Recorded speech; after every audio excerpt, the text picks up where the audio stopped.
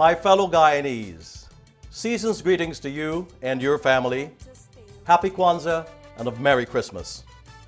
On November 18, 1978, our nation experienced instant world infamy on a day that will go down as one of the darkest days in our recent history.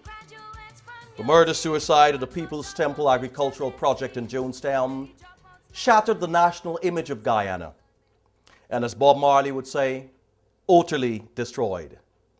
Guyana then became synonymous with Jim Jones. And over the years, our national image has been eroded even further and destroyed in many other ways. As the poorest nation in South America, it is estimated that 34% of the population of Guyana live below the poverty line and 19% live in abject poverty. The nation of Guyana needs a new, effective poverty reduction strategy. One that works and is implementable. One that is measurable in its effectiveness. The existing strategies have failed the Guyanese people. And here are some sad examples of failed policies and strategies. In Region 1, the location of the mortuary at Port Kaituma is inappropriate since runoff waste can get into drinking water. There's a lack of proper facility to preserve the dead.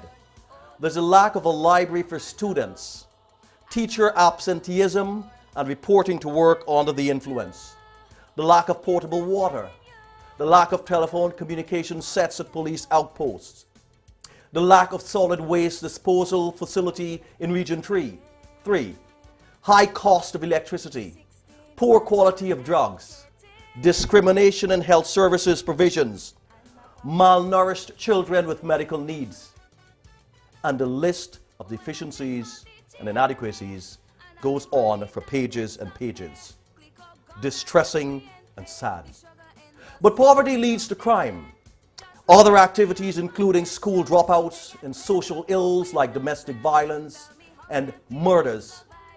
The lack of opportunity, poverty, unemployment, human rights violations and racial discrimination have led to the continued exodus of Guyanese to foreign soil. And Guyana has the highest rate of skilled immigration in the region. It is estimated that over 9,000 Guyanese leave Guyana annually. And we lack, therefore, the human capital necessary for rebuilding our nation. On June 1st, 2009, Barbados enacted an amnesty provision targeting Guyanese who are seeking employment and residency in Barbados. A report from the Council of Hemispheric Affairs, Washington, D.C. states, and I quote, "For a number of years, a struggling economy and persisting racial tensions in Guyana has led to existing job loss, decreased standard of living, and continuous uncertainty in the minds of the Guyanese population." It goes on to say that thousands of restless and desperate Guyanese have made their way to Barbados. Many Guyanese are either deported or are facing deportation from Barbados. This is also true in other parts of the Caribbean and the world. It is said that Barbados officials were charged with designating specific benches at the airport for Guyanese in order to single out illegal Guyanese refugees. This is shameful. And as you're aware, Guyana was once considered the breadbasket of the Caribbean, to which Barbadians, Jamaicans, and others in the region flocked, seeking employment and a better way of life.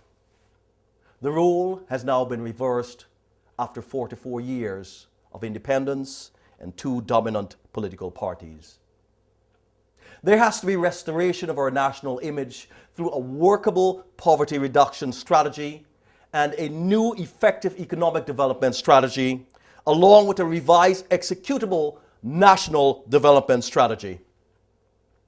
We must create diversification of the economy through manufacturing and other means. We must export more than we import. And there must be more private sector and public sector involvement in the restoration of our nation. We must decrease our dependency on just 13 commodity products and 15 non-traditional agricultural products and create new industries. But we must go even further to restore our image in the international arena.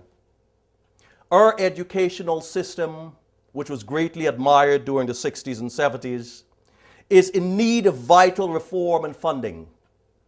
Today, our quality of education is poor and substandard. And United Nations reports indicate that 1/3 of children who complete 6th grade lack basic literary skills. Secondary school attendance stands at only 69%. We need comprehensive education reform. No nation can progress when its youth lack proper education.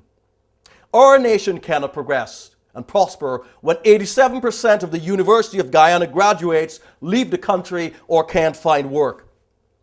Guyana has one of the highest rates of skilled immigration in the world. We're also one of the greatest recipients of remittances relative to GDP in the region. Remittances that account for close to 23% of our gross domestic product. The future of our nation rests squarely on the strength and education of our youth. And as Whitney Houston said, I believe the children are the future. Teach them well and let them lead the way. Show them all the beauty they possess inside and give them a sense of pride to make it easier. Yet, 1/3 of our children under the age of 5 are seriously malnourished, according to UNICEF reports. And HIV/AIDS has left over 7,000 children orphaned in Guyana. How many orphanages currently exist? Once again, the nation tops the list when it comes to child labor. Child labor in Guyana sits at 16%, and that is the highest in the Caribbean. What will our future be? My friends and concerned Guyanese, in Guyana, the rates of infant and child mortality are more than double the average of Latin America and the Caribbean. And according to the World Health Organization reports, we must change direction when it comes to that area. And we must chart a new course and move in a different direction with reforms of our healthcare system. Our nation is endowed with many natural resources: bauxite, gold, diamonds, fertile lands, large tropical forests, bountiful rivers and streams. Yet our beloved nation remains a highly impoverished country where helpless and innocent children are homeless, starving, and dying. Why? Guyana is the 3rd poorest country in the Western Hemisphere. Why? We lack effective leadership. We need visionary leadership and new governance. Fresh faces, new names with bold, innovative thinkers and new blood in leadership capacities. We need change we can embrace.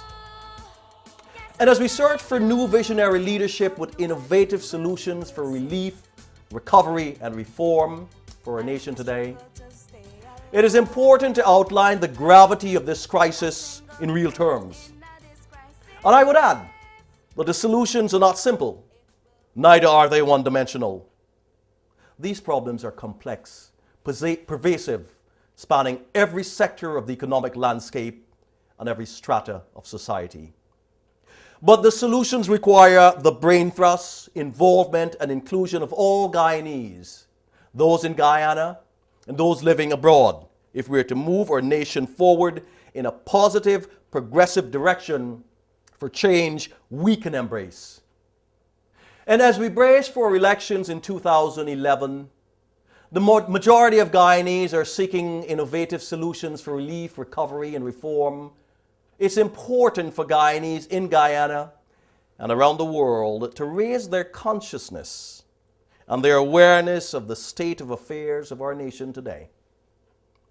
We must reverse the historic levels of inequality, recurrent economic crisis, arrogant power, and resistance by the existing regime.